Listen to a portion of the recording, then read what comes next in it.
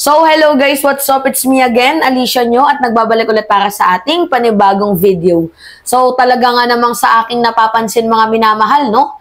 Talagang grabe yung pang-aalipusta na ginagawa ni Cayetano, ni Amy Marcos, ni Jinggoy Cutie, dito nga po kay General Torre. To the point na gusto nilang idiin, dinidikdik sa pagkahuli nga po ni former President Duterte at ngayon na nandoon na sa The Hague sa the Netherlands. Abay, buti na lamang nga po mga minamahal, pumagitna itong si SP, itong si Senate President Chis Escudero. Kasi balak nilang ipasabpina eh. Diba? Mga minamahal, balak nilang ipasabpina itong si General Torre. Kasi yung second hearing, mga minamahal, na naganap sa foreign relation ni Senator Amy, si Marbil, hindi umattend, si John Vic Remulla, hindi umattend, si Anyo, hindi umattend, sino pa ba? Si General Torre din, hindi din umattend. Eh kasi mga minamahal, paano a-attend yung mga taong yan? Eh, paulit-ulit na lang yung mga tanong. Nasagot na yung mga tanong. 'Di ba? At saka wala na silang dapat i-explain pa. Kasi yun po, order yun. Huwag na tayong maglokohan dito, mga minamahal. Sa totoo lang wag na tayong maglokohan. Kasi yung ginawa ni General Torre, mga minamahal, sino ba yung nag-order sa kanya niyan? Actually, yung Malacanang, yung presidente na yan. Paano nangyari yun? Sino yung nag-aresto? Si General Torre. Kanino utos? Kay Marbil. Kasi si Marbil yung chief niya. Sino naman yung nag-utos kay Marbil? Di yung sekretary ng DILG. Ngayon, sino yung nag-utos sa sekretary ng DILG? Walang iba, kundi ang presidente. Diba? So, bakit ninyo didikdikin itong si General Torre na in the first place, sinunod niya lang yung court order. Kung merong mali sa court order, abay hindi niya na po yun kasalanan. Kasi in-implement niya lang yung inuutos sa kanya. 'Di ba? Kasi ang nangyayari parang gustong pagbanggain eh. Sa aking napapansin lang mga minamahal, parang gustong pagbanggain ni Senator Amy yung Senado, mga minamahal, at yung executive. Kasi sino ba yung mga nasa executive? Walang iba kundi sila, 'di ba, mga minamahal, executive department. So, pangit na image 'yun. Alam mo, Amy, nakakapagtaka na talaga eh, no? Bakit ganoon? Diba? Sarili mong kapatid tinitirada mo. Ano yung sabi sa'yo ni Panelo? Lokohin mo yung lelang mo. Kasi alam naman ni Panelo na yung nag-utos kapatid mo. Diba? Ano yan? Trial by publicity? Pasikat na hearing? Diba? Kaya hindi nga pinirmahan eh. Ni SP, yung sabpina, kasi masyadong pamimilit yung ginagawa ninyo. Totoo mga minamahal, hindi niya pinirmahan yung sabpina kasi ayaw niya nga magbanggaan yung Senado at trabaho mga minamahal ng Executive Department. Kasi pag pinilit yan ni Quezon na pirmahan yung sabpina, abay baka matulad yan kay Subiri. Pero buti na lang, magaling sa strategy, matalino sa strategy itong si SP. So para hindi mapasabpina, itong mga nagtatrabaho sa Executive Department, sila Anyo, John Vic Remulla, General Torre, sino pa ba mga minamahal? Diba? Si Marbil, a-attend na lang. Pero hindi agad-agad, mga April 10 ata, if I am not mistaken. Ngayon, kung ako yung tatanungin, kung ako yung nasa part ni General Torre, hindi naman yan aatras. Hindi yan natatakot mga minamahal. Walang kinakatakutan yan si General Torre. Pinagtulungan na nga yan eh. Diba yung kay Kibuloy's arrest? Pinagtulungan na yan si General Torre. Nagkaroon ng hearing si Bato de la Rosa sa kanyang komite. Diba? Pinagtulungan siya ni Cayetano, ni Bato, ni Bongo, ni Robin Padilla.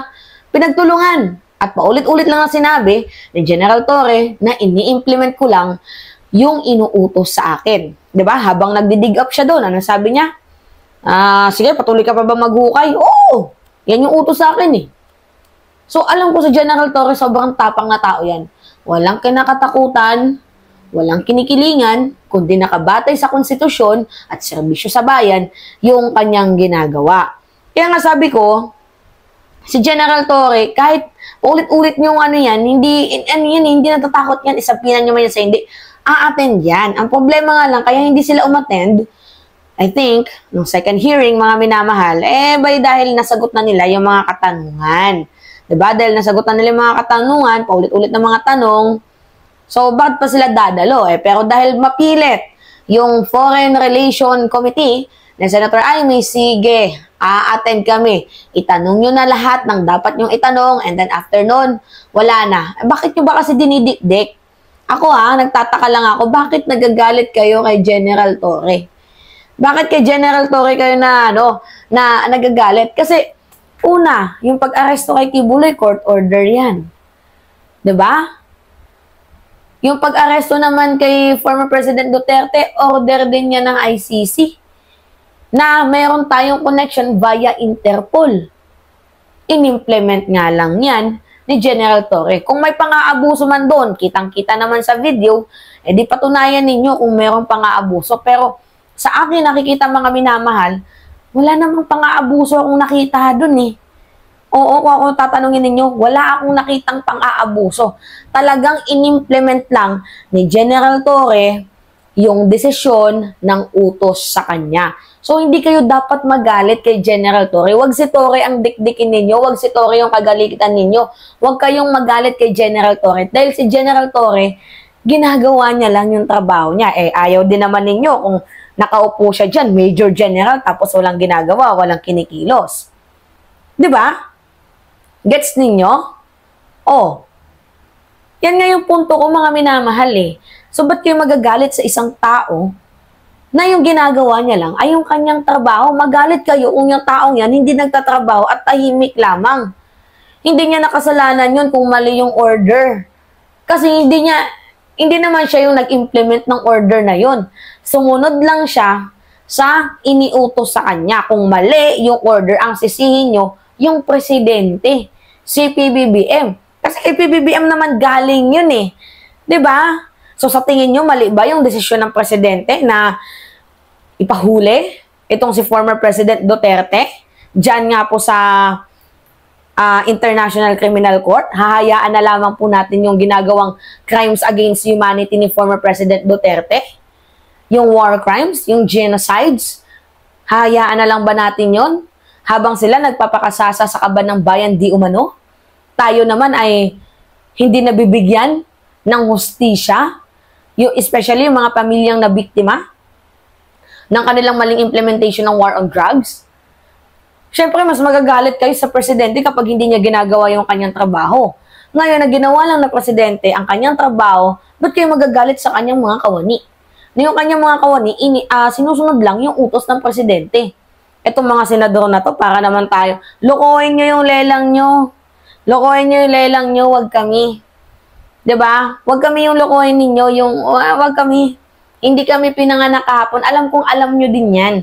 Sadyang iniipit nyo lang talaga. Gusto nyo lang dikdikin, ipitin itong si General Torre. Gusto nyo i-cite and contempt, 'di ba? Jinggoy Cutie. Ngayon, baka sa kaka-cite and contempt mo, abay ang mangyari, ikaw yung hulihin ni General Torre.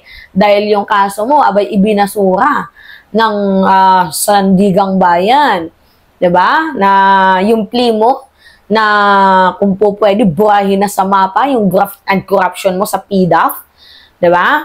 Na ibinasura. Dahil may nakita ang probable cause, tuloy ang kaso. Kaya, Jinggoy Cutie, hinay-hinay. Dahil sa kakadikdik mo at kakaano mo kay General Torre, baka ikaw yung hulihin yan pagdating ng panahon. Galit na galit kay General Torre kasi parang nangyayari daw yung nangyari sa kanyang ama.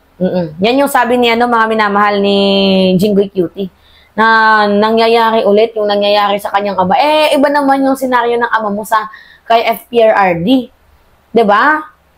So ngayon, tingnan ninyo, tameme ka. Binasura yung kaso mo. Yari. 'Di ba? Yari. Ano yun? 'di ba? Ano, may nagawa ba yung Duterte sa kaso mo? Ay, manahimik ka na lang, Jinggoy Cutie. Huwag ka nang papansin. Sa lahat ng bagay, ikaw yung pinakapapansing senador. Binoto kita. Pero mukhang, ay nako mga minamahal, lugi.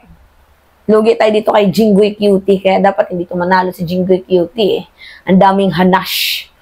Alright, mga minamahal, yun po. Anyway, it's me again. So, pengi lang po ako ng comments ninyo. Yeah, comments, likes, and share. And also, don't forget to click the subscribe and hit mga minamahal notification bell for more update. Yun lamang po, ingat mga kababayan.